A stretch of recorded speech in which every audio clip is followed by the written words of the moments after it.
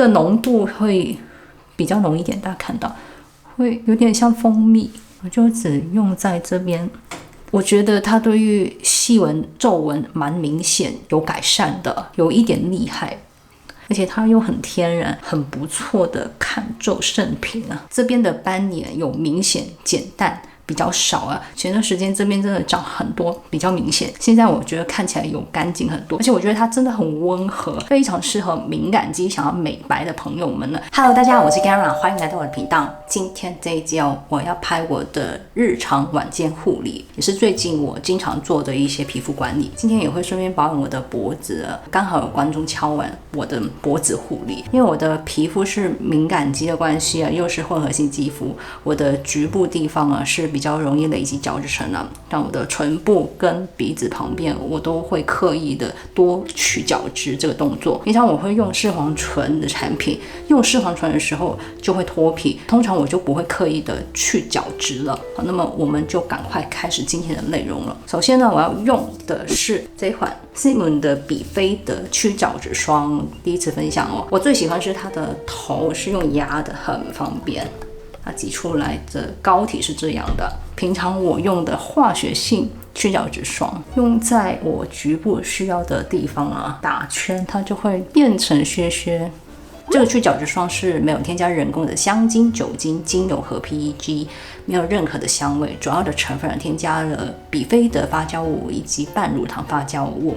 总成分大概只有21种了，比较单纯的。另外还有添加玻尿酸、贝塔葡聚糖、甘草酸二钾以及一些植物的提取物，非常的不错成分。好，弄完之后先把它冲洗掉，好，把它擦干。摸起来就会变得比较平滑了，但是呢，它的使用感比较温和，它真的非常温和，比这款 Manuel 的去角质霜还要温和一些。其实它的使用感有一点像 Ample 的南瓜去角质霜，这两款都是属于比较温和，都是没有添加人工香精、酒精、精油、PEG， 但是呢，我觉得它的去角质的感觉会再轻微一点，所以一周用个2-3次完全是没有问题的。角质层生真的比较快，隔天使用都可以啊，你可以局部的使用完之后是真的会有平滑的作用，但是很快角质层就会生生了。所以坊间有一些专业的人士说，这种去角质霜是没有什么用，这也是其中一个原因。但是对于敏感肌，我们这种肤况了就特别适合了。去完角质，用完这种角质霜，我是有明显的看到那些保养品啊，还有敷面膜的时候特别吸收，效果也特别好，比较干净。Manuel 这款也很不错，其实我觉得整体的干净度我会更喜欢Manuel，因为它的洁净能力更强，主要成分半乳糖发酵物。但是 Manuel 这款有一个缺点，就是用完之后每一次，就算我冲洗掉之后，如果我会马上擦保养品，就会感觉到那些屑屑好像还粘在脸部，所以呢，我会建议要用一些化妆棉沾一些化妆水去擦拭掉，或者是敷个面膜再冲洗一次，通常就不会有这个问题了。两款都是虾皮可以找到，那这款这么大瓶的，其实价格也不会差太多， CP 值蛮高的，温和型的去角质霜推荐给你们。现在呢，我要做美容仪，我要做抗老美容仪，顺便做脖子。我觉得我脸部有点太干了，刚讲太久，先用这个 Run Lab 的1025独岛玻尿酸喷雾，这个超级细的，而且很保湿，很有效。你可以妆前使用、妆后使用都可以啊。化妆之后想要提高保湿度，可以喷一下，因为它喷出来的水是非常的细致的。你看，我马上就觉得没有那么紧绷了。这个很推荐，这个产品是没有任何的香味，没有人工香精、酒精、精油、PG 添加，有多种的玻尿酸的成分添加，用了很久了。很耐用，非常好。你可以喷身体啊，喷背。我们背不是很常会长痘啊、长粉刺啊，或者是很干。其实如果背部保湿有做好，没有那么容易长粉刺。当然，如果你擦太滋润了，会有反效果。舒缓型的、保湿型的就很适合喷在背后，当做一个基础的保养。再喷一下，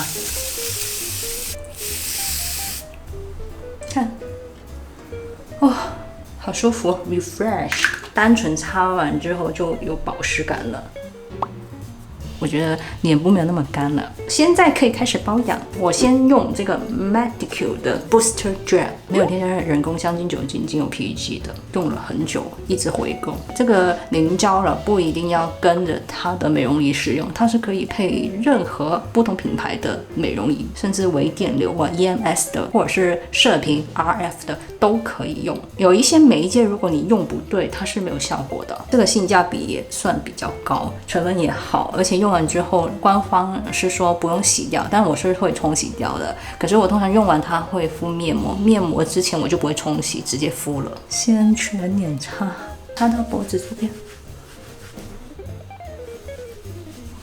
我还是提醒一下 Medicure 它是出了我记得有3款的不同的 gel， 看起来差不多的，它们3款都不一样了，只有这款我是比较推荐敏感肌使用，因为只有它是没有添加香精的，其他都有添加香精耶，这个成分上会更温和一点了。接下来我用的美容仪是这一款了 LL Skin 的，这款是多功能型的，它可以做清洁，还有提拉 EMS， 另外还有 RF 射频的功能，3合1。它的头是有2个，一个是这边呢是做 EMS 微电流，它的微电流是可以调，有2个 mode， 可以用比较低跟比较高的。我用它的 EMS 的功能，比较高能量的我是用不了，感觉还是有点刺激啊，它会明显弄到你的肌肉会在动，跟 Medicure 那一款的双叉的很相似，但是它比它又更温和一点。我通常是用比较温和的那个电流，还是会有效果。今天我用它的 RF 功能。这边是平的，我蛮喜欢它的 RF 的功能，因为很舒服，贴在皮肤上热热的，冷天的时候用就特别舒服。好，我们先选一下，这个是 RF 功能呢就没有选项了，只有一种。我觉得我的 gel 已经有点开始干了。这种凝胶了有一个缺点，就是如果你皮肤很干的话，其实很快就会被皮肤吸收，你就会一直叠加。如果你叠加的不够，这个会比较热，或者是它不导电，一定要足够的凝胶才可以使用它。现在它有点温温的，我不能太快。RF 的原理呢是增加你皮肤的热度，刺激皮肤里面的胶原蛋白增生，还是要一定的热度，它是不会刺激啊。但是如果你停着不管它，就会有点烫。我这个敏感肌啊，用了这么久，大概用了2个多月，我觉得它是完全没问题的。每一个地方、每个部位都要有一定的停留，让这个皮肤的位置热热的。它大概5到6分钟左右就会停机了，这个时候你再按一次，你就可以做另外一边。但是我觉得不够，因为我觉得它的热能比较温和一点。如果我要做整脸加脖子的话，我会重复按个3到4次，这样子保养会比较有效果。然后凝胶部分大家一定要足够，你看，因为有热度的关系，加上我皮肤有点干，很快就吸收完了。这个凝胶等一下要补了，凝胶不够的时候不会硬扯，赶快补，不然会拉到这个皮肤会有一些细纹。应该会有人问芦荟凝胶可不可以？不可以，是没有效果的。我有试过，它关机的时候就会通知你嘟一声，然后它就没有亮了，然后你再用一次。因为这个美容仪是新的，我也顺便讲解一下它的优缺点。我觉得它的优点是很温和、很舒服，使用操作也蛮简单的，而且它是无线的嘛。像我这样子使用它，我一个分神差不多用个3、4次，大概也要20分钟左右嘛，它就需要充一下电了。快没电的时候，其实你用起来它的效果就有差了，那个温度不是很均匀，就不够热了。所以呢，如果你使用它超过20分钟，我是建议你再重新充一下电。觉得它无线是有优点，但是这种可能它的输电量比较大。另外，因为它是有3合1功能呢，也蛮高 CP 值的。我是不会同时使用啊。之前我一开始是有先使用它的 EMS， 然后再用 RF 这个功能。用 EMS 的时候，那个头是凉的，冰凉，那个产品也是冰凉的，顺序要反过来。我是觉得同时使用不如分开使用。比如说我今天只用射频的功能，然后明天早上我就用 EMS 微电流的功能，这样子效果跟效率会比较高，而且那个用电量呢就不会一下用完。另外一个缺点就是它的机身太大，我这样子拿的其实蛮累的。还有它的清洁模式，它是用超声波去做清洁，有点像 Hitachi 的那种，它是用这个头的，然后有一个化妆棉附赠给你，有一个环盖着。它的说明是写可以用一些洗面凝胶啊、洗面乳，像这样子去撸，然后做深层清洁。但是那个头我是觉得它太容易歪掉了，像我这样子撸，这个头就不稳了，就掉下来了，感觉不是很好操作，我会比较少用这个模式。接下来就脖子部分。要避开中间甲状腺，很多美容仪都是不太能够用中间这部分，那其他部分就可以用侧面那些。做完之后，其实感觉皮肤温温的，也不会看起来红红的，它是比较温和一点的，是蛮舒服的。效果部分，我觉得它真的要长期一点去使用，而且这种射频呢，通常不是马上做完就看得到效果，都要等一段时间，让皮肤慢慢增生一些胶原。目前呢，我是觉得它是有效果，有让我皮肤看起来比较好，细纹有一点改善，但是呢，它很微弱，要非常的连续去使用它，比如说一周至少用个2-3次，那个效果才会出来。但是它的 EMS 的功能呢，用完之后，通常马上就会看到有明显的提拉效果。给你们看一下一些图片，是真的蛮明显的。EMS 这个功能本来就是对消水肿啊，还有拉提部分就有明显很快速的效果了。如果你要去约会，想要急救，赶快有好的状态，就可以使用 EMS 功能。我觉得它的 EMS 这个头也不错，因为它是滚轮的设计，从下巴这边往上拉，然后往下推，这个动作就可以帮我们排水嘛，就有点像用手去按摩，消水肿这个效果就会更好。不过我觉得它的机身还是偏重一点呢。每一部美容仪都有它的优缺点，就看你本身的条件，你想要找什么样的美容仪。那这款美容仪也是厂商寄给我试用的，感兴趣的朋友们呢，也可以在我的资讯栏点一下，会有一些折扣优惠。现在呢，我会敷面膜。其实通常做完 RF 射频的美容仪啊，很多人都会不建议敷面膜，因为敷面膜它可能会哭单，就会冰冰凉凉的，会影响后面的效果。现在我是让它先吸收一下，之后呢，我还是想要敷面膜，比较习惯完整的面膜，我会用40度左右的温水去泡一下，让这个面膜会温温的，那敷上去就不会太大的影响。好，接下来直接敷面膜。我今天用这款 Replain 的洋甘菊保湿面膜，这个是新的，我没有用过，也是刚收到，第一次用，顺便给大家测试。我觉得它成分还可以，敏感肌是可以使用的，没有人工香精、酒精、精油、PG 添加。但是你说特别好吗？也没有到特别好，是 OK， 想要尝试一下而已。大家看一下，它的布料还蛮舒服的，应该属于棉质，比较像纯棉的质地。然后它的精华液有一点偏水乳的，算是很服帖的。精华是这样的，真的是乳液状。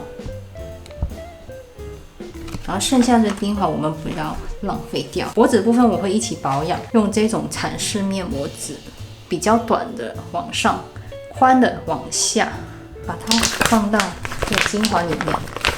那我前面就擦一些精华打底，日系的品牌是大米的精华液，里面有多种的发胶物以及大米的成分，没有添加人工香精、酒精、精油、PG， 是没有香味的。它的质地比较像乳液，比较浓稠的，滋润一点。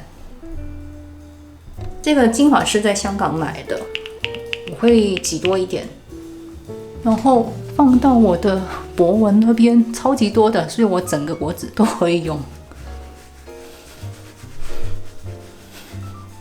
会比较深，因为会很容易皱褶。保养的话会好一些，但是你会动嘛？睡醒之后，这个脖纹还是会加深，除非你每一天都要这样子保养，就有机会维持。因为我不会做医美啊，比较有风险吧，而且也蛮贵的。现在目前我也没有跑美容院，自己在家里做保养为主。好，均匀涂完之后呢，干干的面膜。那个精华没有剩很多，感觉不是很湿，所以我想要再加一点精华。我加这款 COSRX 的 Peptide 精华水。哎呀，这个精华真的很适合拿来湿敷，成分很好，很棒，帮助抗皱的成分，敷在你有纹路的地方，刚刚好。这个颈膜真的很好用，我已经反复回购很多次了。可以自己 DIY 用家里的保养品。大部分的颈纹都已经被 cover 掉了，我是在虾皮打蚕丝紧膜纸之类的名称就可以找到的，应该在淘宝啊 Amazon 都可以找到这种颈膜，就可以根据你的需求调整精华，还有一些配方，超级服帖的。我会敷个大概20分钟之后卸掉。好，那么等一下再回来咯。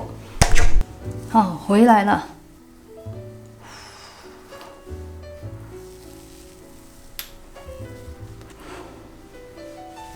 敷完面膜之后，我还是会习惯冲洗掉。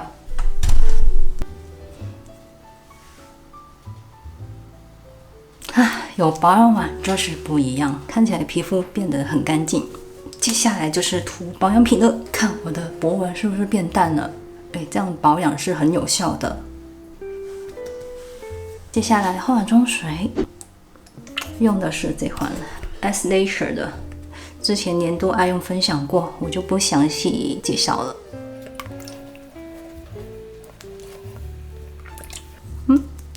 这个化妆水还是很好用。接下来我要用的是这款维他命 C 的精华，也是旧产品，年度爱用精华有出现过。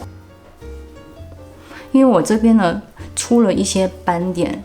之前我用一些红光美容仪，就是面罩，我不太适合我用面罩会照出斑点，很可怕。那个本来是厂商提供的，我就退回去了。我这边的斑点有一点像荷尔蒙斑，有一点像是我体内发出来的。我只要温度比较热，它这边就会变得比较深，突然会呈现比较明显，多一些斑，很奇怪。所以我现在不太敢乱用。如果你不知道你的斑点是什么斑呢，也要小心用这种面罩。虽然很多人用这种面罩都有很好的效果，可是我上网看了，还是有人跟我一样的，有小部分是跟我一样会对光比较敏感一点的。接下来呢，我要用这款新产品 Annual 的10% 的烟酰胺以及4% 的传明酸精华。这个红色是因为它里面添加了 B12，所以是天然的，它不是人工的色料。它的美白成分呢，除了添加10% 的烟酰胺以及4% 的传明酸之外，还添加2% 的熊果苷，都是美白，针对美白部分的。而且它里面呢也有添加维他命 C 的衍生物，以及积雪草的提取物、神经酰胺等等的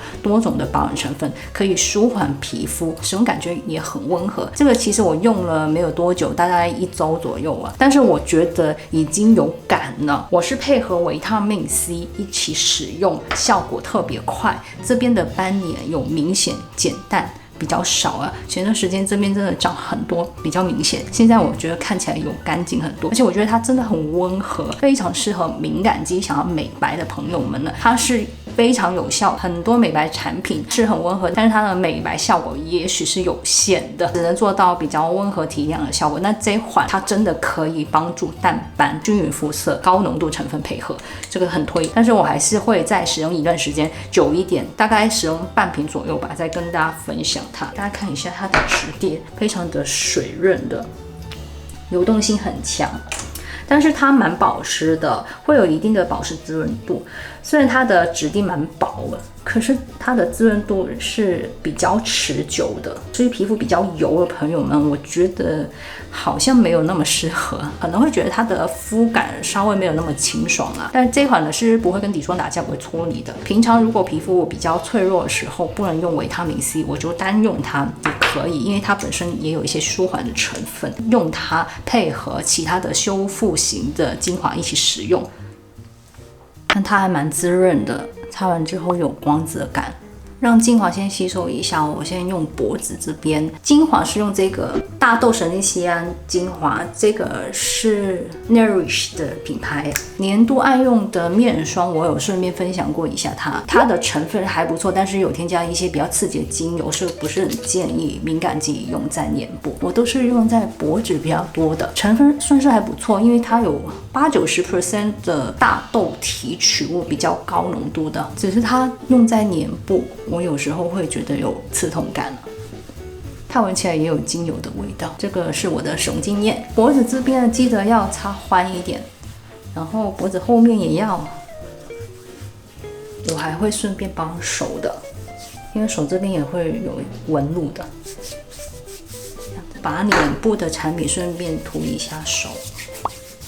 脖子的面霜是用这款 Retinol 的，这个是在日本的金安之殿堂买的一款面霜，但是它全身都可以用，这个在日本才买到，台湾买不到。这个整体成分还有性价比都蛮高的，它是没有任何的香味，没有人工的香精、酒精、精油、PG 添加，但是它里面添加了凡士尼，有一些矿物油，我擦在脸上会有闷皮肤的问题，比较容易长粉刺的。我是不太能够在脸上擦凡士尼，除非我很干燥的国家，干到不行。但是如果你皮肤很干了，也许这个面霜是适合你用在脸上的。我现在都是用在脖子上，不要浪费，用在脖子当成颈霜还不错。这个也用掉一大半，这个面霜蛮大瓶的，175克。现在脸部的精华已经吸收的差不多了，接下来擦眼精华，这款是 Beauty of Joseon 的人参加视黄泉眼精华，年度爱用的眼部产品有分享过，不详细介绍了。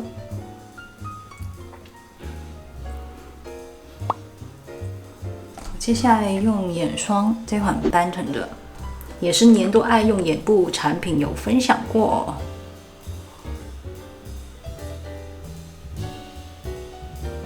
感兴趣的朋友们，没有看过那一集的朋友们，可以点进去看。接下来擦面霜，面霜擦什么好嘞？擦这款 B Lab 的神经酰胺面霜，这款年度爱用的面霜分享过了，我也不多介绍。讲一下好了，它就是没有人工香精、酒精、精油、PG 添加了。刚刚的眼部产品都是啊，我用的这些都是没有任何的香味啊。这款它的修复力特别好，很舒服，也不会太滋润、太油腻，可是有一定的锁水能力，有一定的滋润度，是乳霜状，是蛮舒服的，我很喜欢这款。那它性价比蛮高的，价格才300多、400多台币而已，在虾皮可以找到。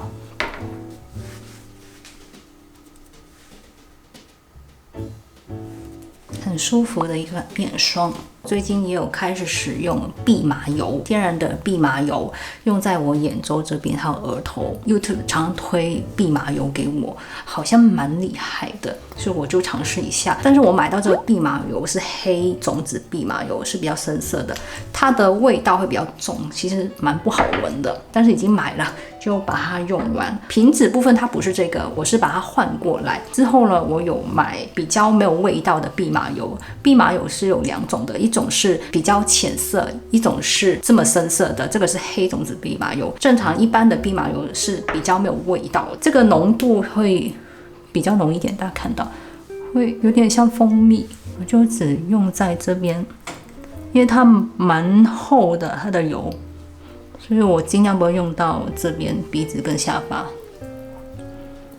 主要是用在鱼尾纹这边。刚刚也看到有人留言说眼部比较下垂，需要紧致，眼部怎么保养？这个蓖麻油我用了2个月，我觉得它对于细纹、皱纹蛮明显，有改善的，有一点厉害。而且它又很天然，很不错的抗皱圣品啊！我觉得它的肤感有一点像凝胶的油，就是凝胶感，可是里面是油的感觉。干用的时候会有厚度，但是等一下它会吸收的，肤感就会变好。如果你想要肤感好一些，其实是先用那个蓖麻油，之后再用精华或者是面霜再叠擦上去，就会比较好吸收，肤感就会比较舒服一点的。但是我刚刚忘记用了，这样也可以啦。因为我晚上比较干了，多出来的就把它涂到额头、抬头纹这边，然后还有这边，然后顺便拉提一下。蓖麻油了，如果你有养宠物，就要小心一点了。蓖麻油可能会有一些毒性，它们吃到可能会拉肚子、中毒啊，所以尽量不要让它们甜到。好，那今天的保养就差不多了。那么今天的影片就到这里为止了。喜欢我的影片的朋友们，请记得帮我按赞，还有别忘记分享、订阅、按响铃铛。我们下次见，拜拜拜。